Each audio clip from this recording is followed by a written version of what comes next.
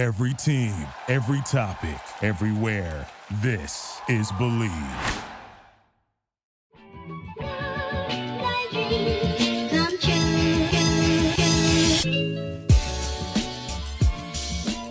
Welcome in to another edition of the JMU Sports News Podcast. I am Bennett Conlon, and I am joined by Jack Fitzpatrick for an exciting, very exciting June offseason football podcast. Yeah, so we're trying to scrounge up content ideas, trying to figure out the best way to go about these podcasts. And I'm an avid listener to NFL types of podcasts. As Bennett, I know we both listen to a lot of podcasts in our off time, ways, to improve the JMU Sports News podcast, ways to, really enhance the listening pleasure of our listeners. And The Ringer does a really interesting one. It's called Extra Point Taken. And the whole idea of that is each person says 3 takes during the normal NFL season, and then one of them has a fourth or quote-unquote extra point taken. And I really like that idea. They did one about bold headlines 5 years from now. I thought we could kind of change that up a little bit. We both share 3 headlines that we expect to be reading at the end of this upcoming JMU football season. And I will have the extra point taken per se. So shout out to the guys over there on the Ringer NFL show for this idea. And then we can just kind of jump right on into it. There's not a lot of JMU sports news to round up here before we get into it. But there is a lot of betting to do on Bet Online. Bennett, tell us about it. No. Bet Online, Jack, is where we go for all our betting needs. And I believe, if I'm not mistaken, they even have golf. Golf, they got a little bit of everything, man. I mean, really, at the end of the day, Bet Online is your number one source for all of your betting needs. Like Bennett said, you can get the latest odds, lines, and matchup reports for baseball, boxing, like you said, golf, and even more. Bet Online continues to be the fastest and the easiest way to place your wagers, including live betting, and all of your favorite casino and card games are available to play right from your phone. So head to betonline.ag. You can use your mobile device too if you don't want to use your laptop or desktop. And when you sign up today and getting in on the action, remember to use promo code BLEAV. That is promo code BELIEVE, and you'll get a 50% welcome bonus on your first deposit. You sign in, you want to put $100 down to get betting. They'll match that up to 50%, so $50 there in your account to help you bet as well. Bet Online is where the game starts. And Bennett, do you want to take us away with the first headline? Sure, why not? I'm going to pull up my list here, make sure I have everything completely in order. Okay, so here's one that I like. I think it's been kind of a long time coming. It's not a positive headline. And Okay. I took a little leeway with end of season, so I gave myself a little stretch after that. I think JMU is due for like a heavy transfer portal loss season. So I think it's going to be like Duke's lose at least 3 major contributors after the season to the portal. Now, go ahead. I fully agree with this. I think you could play devil's advocate and go the other way with the 12-team expansion, and like if you win the Sun Belt, you could make the college football playoff in 2024. So I think from that perspective, they might be able to keep some guys that they could otherwise lose.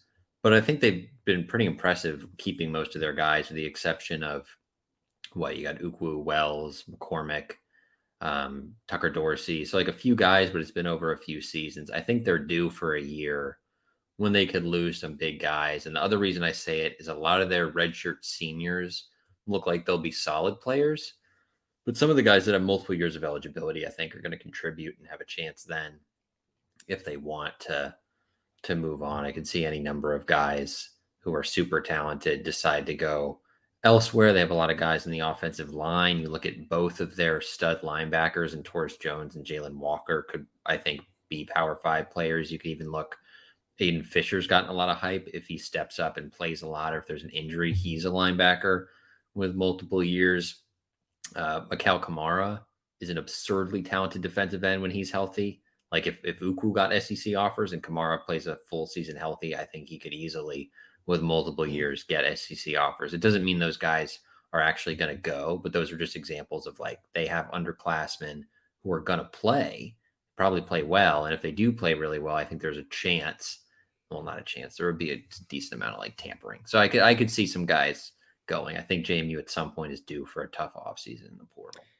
Yeah, one of my headlines that I ended up kind of trashing, throwing to the side, and not using, but it was going to be Sunbelt Defensive Player of the Year, Jalen Walker announces he enters transfer portal. It was kind of like a dual pronged one, but same idea. I think Jalen Walker, Taurus Jones are the two main people I see potentially jumping into that portal just because they are such strong linebackers. Granted, there's no one ahead of them, so they can kind of make their path forward, but Jalen Walker, 6'1", a little undersized for the NFL game. If you could go to an SEC school or a Big Ten school, make a huge impact that way, you can kind of bolster his NFL stock. So I'm right there with you. I think there's a lot of really good guys on this team with NIL. I think there's some tampering that can come along with it. Some of those bigger schools can offer bigger bags, and I'm right there with you. Some of it too, just to quickly add on to that point, is like they do have some guys, especially defensively, that are really good with multiple years that are undersized, where like the lack of size could almost completely keep them from the NFL, where I wouldn't blame someone if they said, I'm going to go take, whatever paycheck the SEC team offers, whether it's 50,000, 100,000 for a year, knowing that their NFL career could be kind of a challenge given their size. So it's really a complicated decision if you're a college athlete, but I hope they keep everyone. But I think at some point the portal's going to be tough, especially if they ever have more coaching turnover at the top. I agree. That leads us directly into this next headline, but a real quick aside. You said kind of undersized. Reminds me of Diamante Tucker Dorsey. He goes to Texas, essentially gets the bag. He is now a realtor in Austin, not going to the NFL. So get your money while you can. Would not be surprised if we see some other guys do that. Next headline is head coach Curt Cignetti finishes final press conference as coach of JMU with a hearty "Go Dukes." He will be going to West Virginia after they fire Neil Brown midseason. I like this take. I think this has strong legs. So in case you haven't been listening to us talk about how this does have strong legs, I'll kind of go through it quickly. Neil Brown, he's not had a winning season at West Virginia except for that weird pandemic 2020 season. Overall, he has 3 games under 500 in his career as the West Virginia head coach. They just hired a new athletic director, Ren Baker, and he did keep Neil Brown. But if he has a kind of a slow start, don't be surprised if Baker has a quick trigger on that firing. I mean, they did just fire. Why am I forgetting his name? Huggins. Oh, that was a slow trigger on Huggins, but they it was a very slow trigger. But I mean, you've cut bait with that. That wasn't necessarily Baker's hire. So like, this is an opportunity for, maybe I'm looking too much into that firing. That was a really slow trigger, but like, this is his opportunity to really put a stamp on it by hiring the 2 biggest revenue sports in the athletic department. And then on top of that, Cignetti was a quarterback for West Virginia. Curt Cignetti's father, Frank Cignetti Sr., was the head coach of West Virginia for a few years, was the head coach when Curt Cignetti first got to Morgantown. And while Curt Cignetti has expressed interest in wanting to stay at JMU, he is 62 years old. I think the perfect job opportunity would have to come up for him to leave the Valley. And I think West Virginia is the only school that could pull him away from JMU. And with everything tied to it, I could see some West Virginia donors really backing up that Brinks truck, maybe paying him quite a bit hefty more than what JMU's paying him. And I would not be shocked if Curt Cignetti goes to West Virginia. So that's my headline. I could see him going a few other places, but I think West Virginia would be top of his list. And it is worth noting that he's very strategic with his move. So that's a pretty good point about West Virginia probably being maybe one of his few destinations, if any.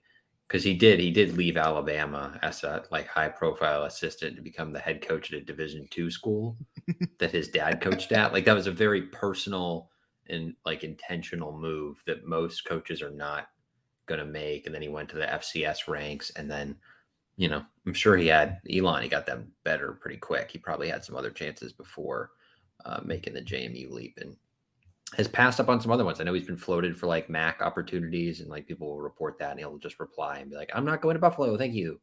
So he definitely puts a lot of thought into where he's going to go. I'm interested to see what happens with that, because if he has a good year, he's going to be on a lot of lists. Yeah, No doubt he'll be on about a that. lot of short lists if JMU has half of the success they had last year.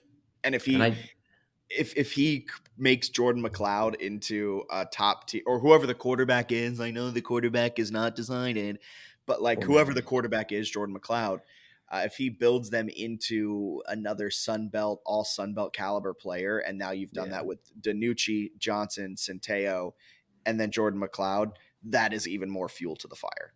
Yeah, it is. Do we go back to you for the second of our choices? No, we go back to you. We keep going in order. Okay, cool. I think headline will have JMU wins first bowl game, completes double-digit win season. So I Okay, think I it's like. going to Okay, be. I think they're going to get into a bowl. I think there'll end up being not enough teams, which is kind of just like luck of the draw. It's kind of hard to predict that, but I could see that happening. And the more I look at the schedule, the more I look at the roster, the more I think they're going to win 10 games, especially if they get that 13th game in a bowl game. It's just like you look at some of the teams last year. What, Troy, South Alabama both won 10 plus, I think. Coastal's done that a bunch in the past. I don't really think Coastal's that much better as a program, if at all, right? They got 40 pieced in Harrisonburg last year. I know the schedule's hard, but like I just feel like JMU has the roster, yeah. the team, that if they can get through that tough opening start, they're going to kind of go on a run. And I love the end of the season. Old Dominion, Georgia State, UConn, App State, Coastal. I don't think that's going to be overwhelming. And I think the first three of those are all really winnable.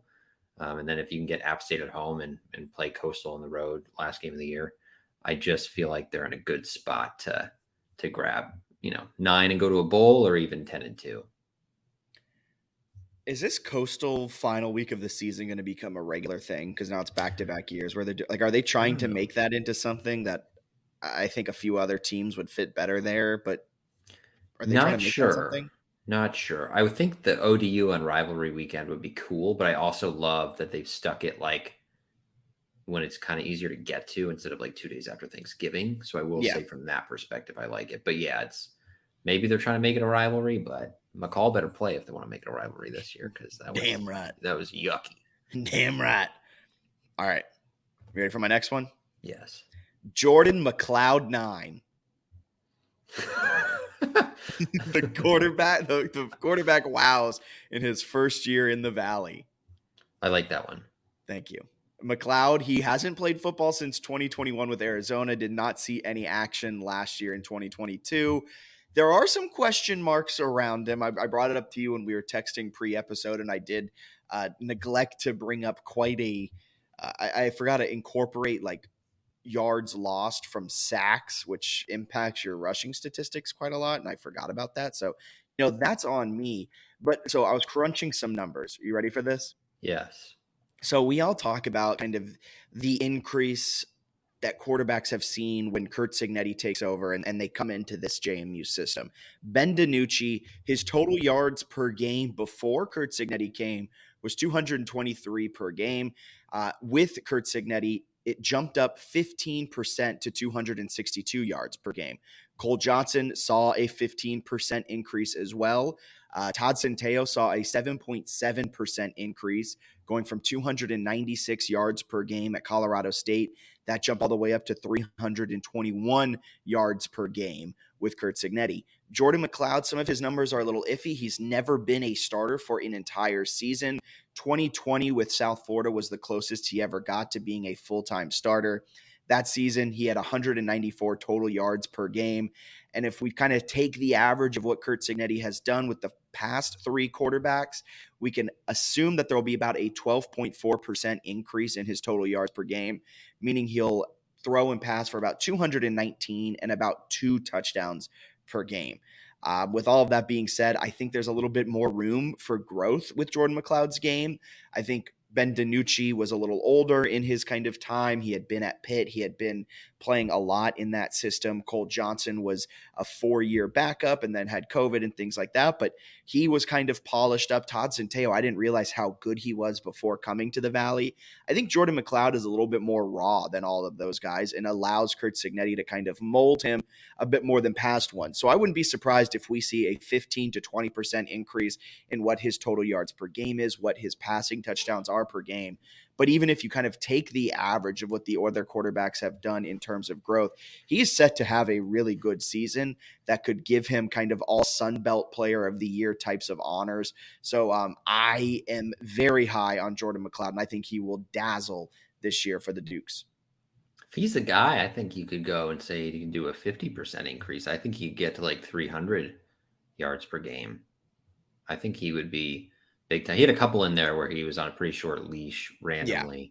So he's an interesting one because if he's whoever starts, I think has got a chance for a really big year because the offensive line's good, running game's good, added a lot of receiver in the portal. Like they should be good.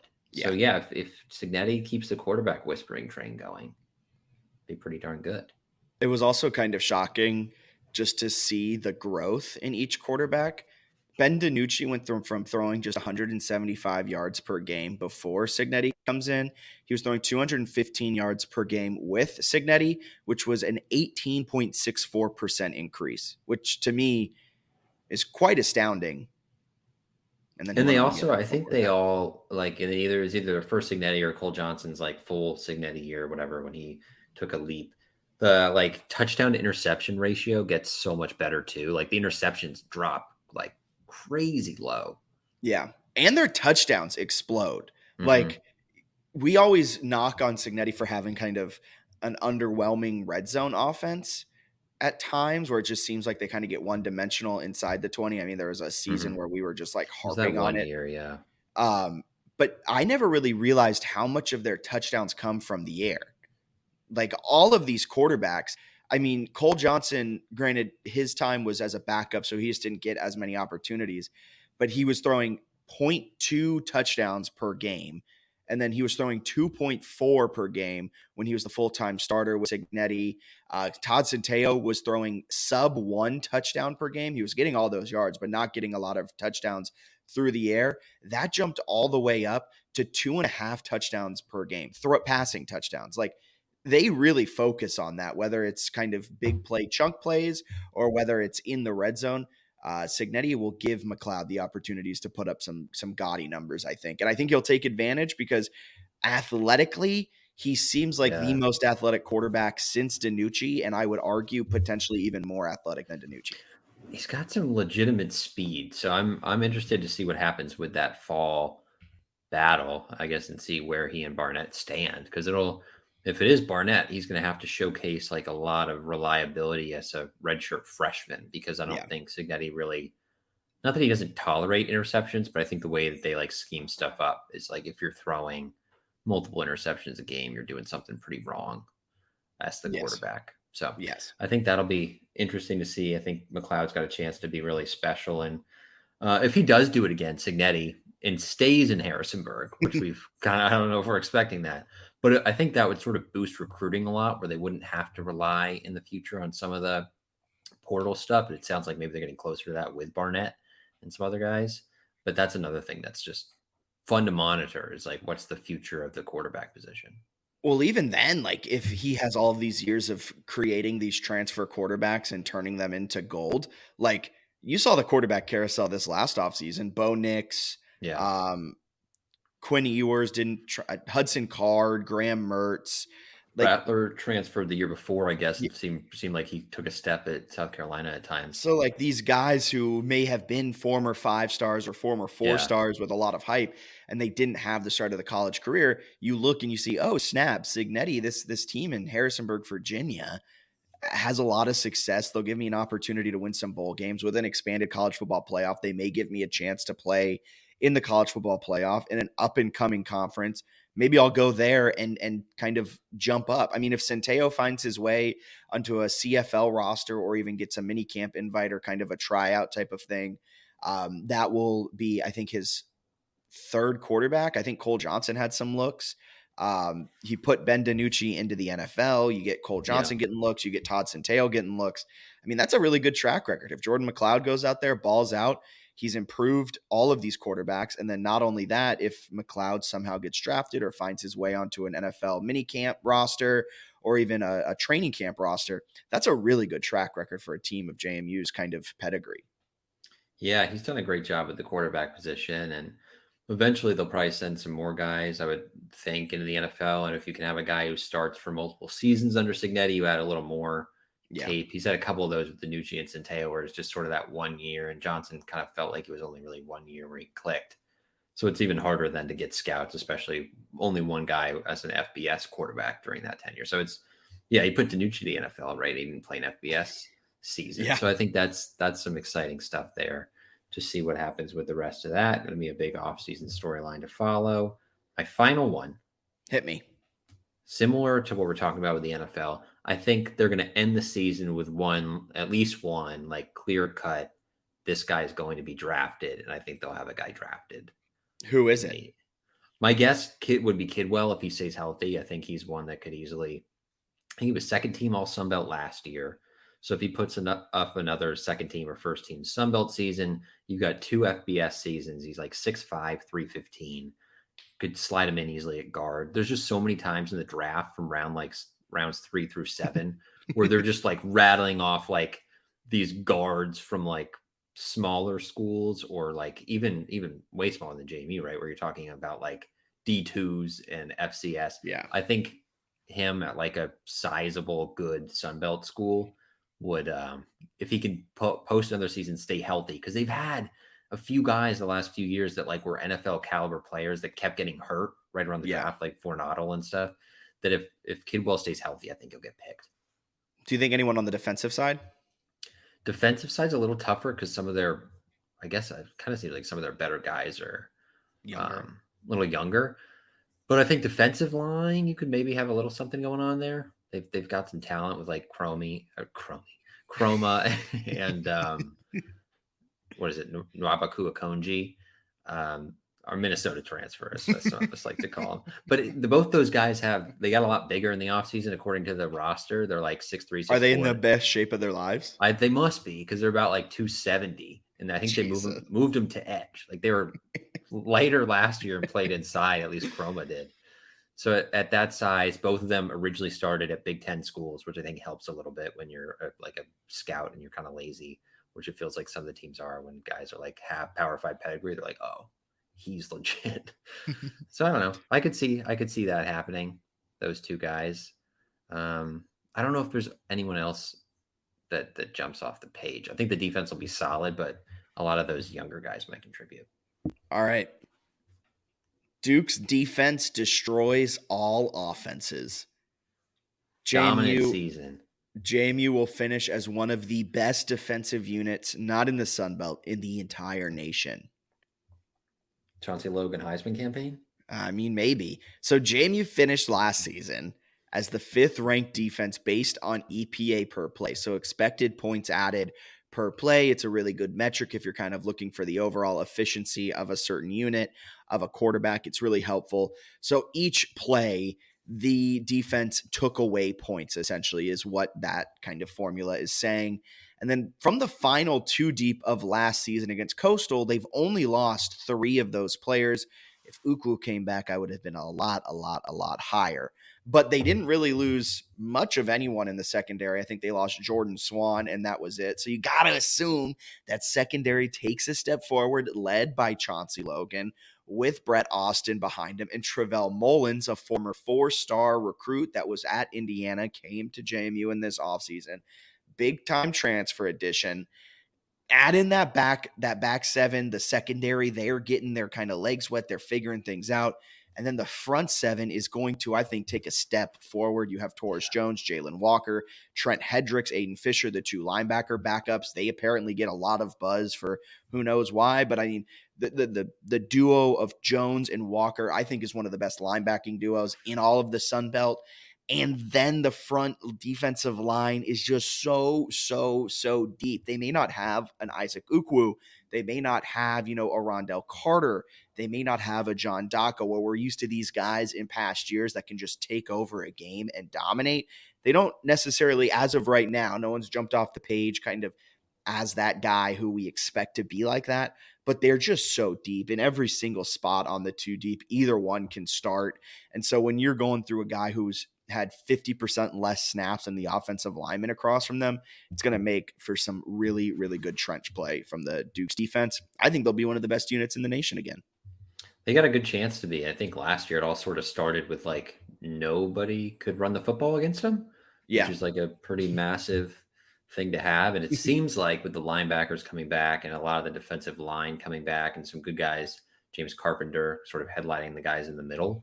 Yeah. If you can stop the run like they did, where they were, I don't know if they finished first. Maybe there was first, second, third, somewhere in there. I think Marshall was actually first. So they're pretty good in terms of stopping the run. If they do that again, yeah, like you said, secondary takes a little bit of a step. Defense should be really, really good. And if they, if McLeod plays the way we think he can, it should be a special season for him. Let me double down on it too. I think if the offense can average 19 points per game, that will be more than enough. Just like the lowest standard. I'm gonna look up who is the worst scoring offense. You'll have to guess. The worst scoring offense in the Sun Belt last year. Southern Miss. Maybe. It was actually Old Dominion. Oh, wow. Can you guess how many points they averaged? 23 points per game? 19.5. So if JMU can have the worst offense in the Sun Belt, they're fine. Okay, maybe 21 points per game. But, you get what I'm saying. I think the offense does not have to pull its weight at all with this defense. I think teams will be struggling to put up 3 touchdowns per game. And then they'll play Georgia Southern once, and then they'll put up 60, and we'll have our whole lives ruined. Last year, JMU, worth noting, led the Sun Belt in scoring with 37 points a game. That's impressive. That is impressive. And I think should put up 60 in the opener against Bucknell or something. Yeah, that's what I was going to say. That's true. So before I hit the last one, do you have any random ones you want to throw in? Any kind of ones that were left on the cutting room floor? Not too many. Those were kind of the main ones. I had one other one that was no, it was just the Signetti getting a new job one, which I think has a very real possibility. Yeah. Other one that I was toying with, but I don't think they're there yet, is I think at some point they're gonna lose in the portal. I also think they might, with the NIL stuff they're working on in the next couple of years, sway some people to stay, especially if the Sun Belt, whether it's JMU or another Sun Belt team, sends somebody early in the 12-team playoff. I think it gets more oh, shoot, they send guys to the NFL, they can play in the playoff. They're working to make sure I can get some money. I think you get to a point then where it's well, if the culture's good and I'm going to have a good time for 4 years, got to put them on the list. I like it. I do want to say one thing before I say my last headline. And I don't think I said it during my Jordan McLeod segment. Mm-hmm. Jordan McLeod will win Sun Belt Player of the Year. Bold. I have to say it because I said that about Todd Centeio last year, and I said he'd win the Offensive Player of the Year, and it was right, but I couldn't find it on any podcast. So remember, on our June 21st episode of the JMU Sports News podcast, I'm saying Jordan McLeod is going to win Sun Belt Player of the Year. All right. It'd be the funniest outcome? If he wins Offensive Player of the Year? No, if Alonzo Barnett wins it. No, it'd be the funniest. Just right position, right idea, wrong guy. Would that rival your Connor Mitch take, or would that usurp? I don't think Connor so, Mitch? because I think I don't think Connor Mitch was even close to Brian Shore. Where I think they could, JMU this year could probably play either quarterback and have a winning record. Well, I mean, according to me, you could score 19 points per game and have record. I love that. The offense, I want you to borderline not even show up most of the time. Last headline I have: expansion. Where we're going, we don't need expansion. JMU athletics can't get concessions right. You expect them to expand well? talking about expanding Bridgeforth. It's not happening. Your, I think that your I headline is think no Bridgeforth expansion. Yep, I think at the end of the season they're going to come out and they hear all the noise, right? They hear all the expand, finish it, finish the dome, tear down Godwin, put up another 25,000. I think JMU is listening, and at the end of the season they're going to come out and say, "No, we're not doing this. There's way too many things that need to be done for this to happen." One, you have to tear down Godwin. Two, you have to consistently sell out Bridgeforth. This is my biggest one. Last season, they averaged 22,966 fans per game, which is a really good number and one of the best numbers in the entire Sun Belt. But the thing is, Bridgeforth fits about 25,000. And depending on how they can work some things, it can get up to 26,000. That's what we saw with the Marshall homecoming game last year. So, like, you can fit a lot. So, you gotta be averaging more than 25,000 people per game at Bridgeforth for them to even start thinking about expansion. In my opinion, you have to do it for multiple years. In 2021, granted it was FCS, so take it with a grain of salt. They averaged just 19,631 fans. That number did come down quite a lot because of the playoff games they were hosting. The playoff games just didn't draw all that well. But this was the first time in 2022, this was the first time they had 25,000 tickets sold or more. First, I don't know what I'm trying to say with this. Last season was the first time they had multiple games of 25,000 tickets sold or more since the 2018 season, when I believe they did it 3 times.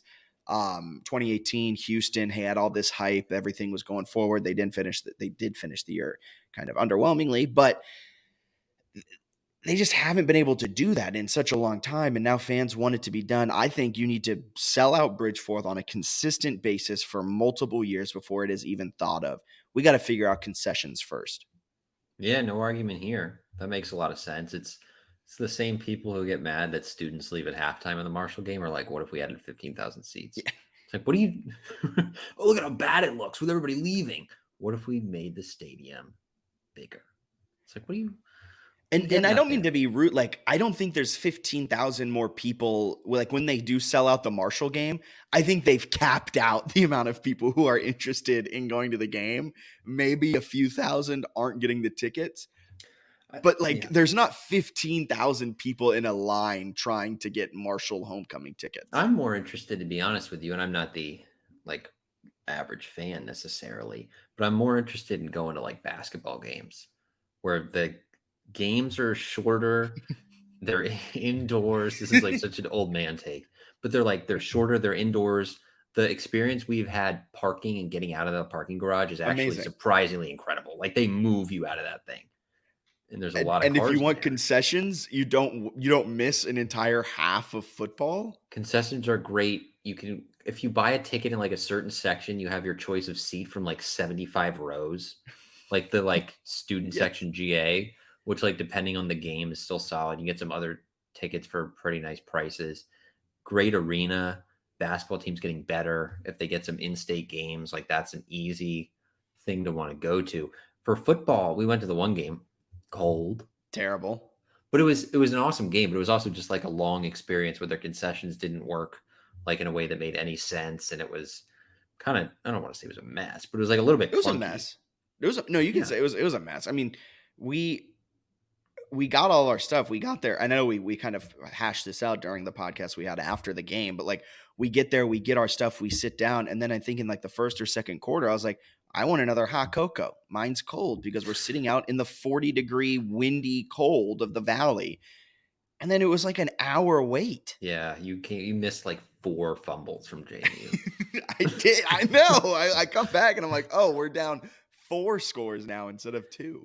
In the span it took you to get another drink, they went from being mind you, unable I didn't even get a hot cocoa, mind you. I stopped. I said, I'm going gave back. up. They went from like knowing how to field kickoffs to not knowing how to field kickoffs to then relearning how to field kickoffs. And then you return back to, like, it was truly insane the entire game. But also, some of the, like, road matchups are just as exciting to me. Like, I think you're going to have a lot of fans, ourselves included, who go to the UVA game, and that's like the big game of the year. Obviously, they're not playing in Charlottesville annually, but that's a huge one. New headline: Duke's Phil Scott Stadium. I do think there's gonna be a lot of purple in there, so I that'll be think fun. they're gonna outsell Charlotte. I think they're gonna outsell UVA fans, It could be and close. it's gonna be an awkward experience in there when there's more JMU fans. It's gonna be something. So that's yeah, it's just an interesting topic in general with like what's gonna happen with seating. But I love the basketball arena. Not that I I do have too. anything against Bridgeforth, but it also doesn't. I mean, it looks a little weird with the one side short, but not enough to like pour $1 million into it because It's it looks a little weird. it's also college football. Like, have you seen some of the stadiums that they Right. play? Arkansas State had a waterfall. Yeah, they've got a gnarly little thing. But it's also Like, like the Sun Belt's way better. But I guess the Virginia point I'm trying to make is like you can't replicate like playing Power Five teams or the top Sun Belt teams. Like South Alabama does not. That's what is that family weekend this year? Doesn't move the needle. Like I think you're gonna get a yet. lot of people. You're gonna get a lot of people in there. They're setting like single season whatever it is season ticket sales numbers already. But at the same time, like South Alabama was awesome. But for like casual fans, or maybe more importantly, if you want to expand, people in the larger community, I don't know that like South Alabama JMU is like a hot ticket for like that's the thing with like when Virginia gets a lot of people in their stadium, there's like alumni and stuff. There's also like a lot of people from neighboring Virginia towns that just grew up watching UVA play sports that show up. And I don't think JMU has that level of fandom yet where you can count on like 40,000 students and alumni filling it. So I think they kind of need to become like consistently national Yeah. relevant to become like a bandwagon team throughout Virginia. I mean, you drive around Harrisonburg, and I like how this has gone into expansion talk. We've devolved into this as most podcasts do, but like you drive around Harrisonburg, and the lawn flags you see aren't JMU. It's Virginia Tech. It's UVA. It's not the Dukes. And I guarantee you at Scott Stadium, like some of the people in that stadium, the people from neighboring communities are going to be Harrisonburgians. People from Harrisonburg are going to make that trip to root on UVA. Like that's just UVA is more common as a fandom in the valley than JMU is. And I think, like you said, over time, JMU being more and more nationally relevant, they will become that. But as of right now, Harrisonburg residents, and this is no knock against a Harrisonburg resident, they don't really care about JMU football all that much. We were in the ABC store on the day of the Georgia State game. We're talking to this guy who goes, "Oh, Georgia's in town, right?" No, no, sir, it's Georgia State. But they're the number one team, right? No, sir. JMU's still undefeated. No, sir. They've lost two in a row. Like, there just isn't that like connect yet. No, yeah, I think it's still getting there, and there's definitely more interest growing and like a respect around what they're doing, but it's not the same level of like Power Five teams in the state, which is just to say, like, I think 25K is pretty solid for right now. And then Yeah. like if they hit their wildest goals and like start going to the college football playoff, then yes, very rapidly you will turn like you know, John Doe down the street from like a bandwagon UVA fan to a bandwagon JMU fan. The guy's gonna want tickets because he lives 20 minutes down the road.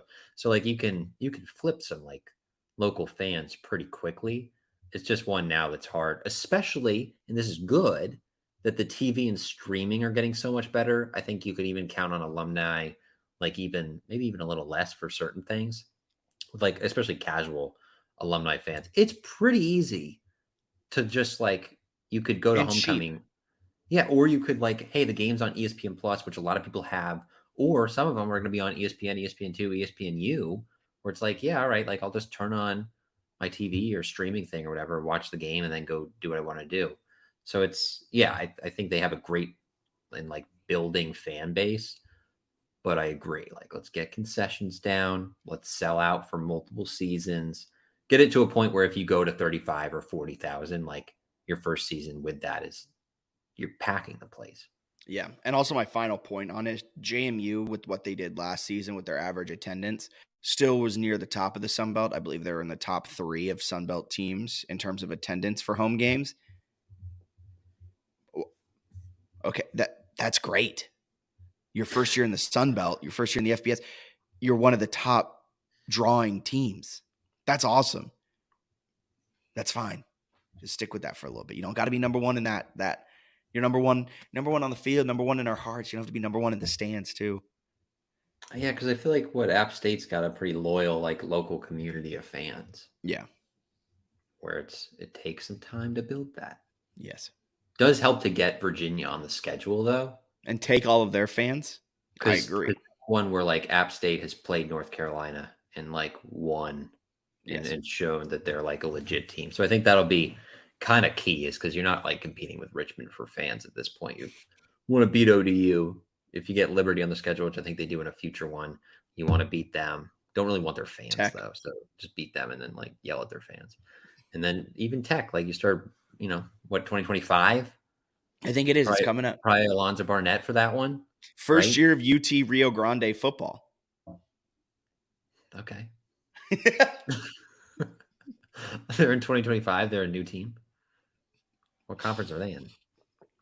Hell if I know. I just saw it on Twitter today. We should get them on the schedule. Their head coach tweeted 799 days till kickoff. That's a lot of days. You shouldn't have tweeted that. He was like doing a recruiting graphic. I was like, okay. All the 14-year-olds are so hype. I wouldn't be surprised if they're in the new and improved Conference USA. That's an ugly conference, man. They took out the hyphen, though, so they're just Conference USA, no hyphen. That was a huge rebrand for them. Yeah, I saw that on Twitter. It's like, all right, sweet, but like your teams are garbage. One of our last guests, the Middle Tennessee, when we had him on, I think his name is Sam Doughton. Yeah, was tweeting about it. He goes, I'm gonna mess this up a lot this season. That's fair, man. That's gonna be a struggle to adjust to that for a lot of people. All right, any more headlines? I don't think I have too many more. The offseason summer is wearing on me. I'm ready for some.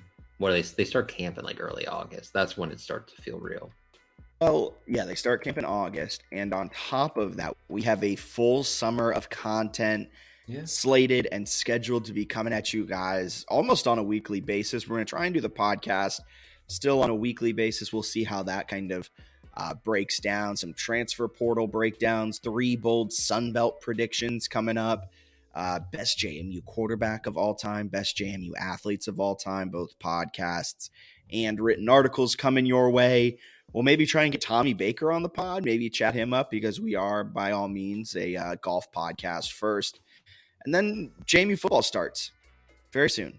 2 months, 2.5 months, 70. I think it was 79 days until kickoff of Bucknell. So, for Bennett Conlon, my name's Jack Fitzpatrick. You guys have a wonderful rest of your day. See ya.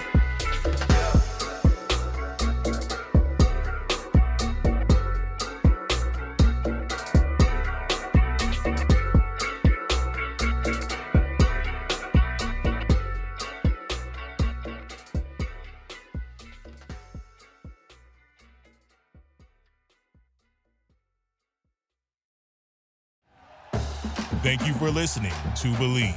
You can show support to your host by subscribing to the show and giving us a 5-star rating on your preferred platform. Check us out at Believe.com and search for BLEAV on YouTube.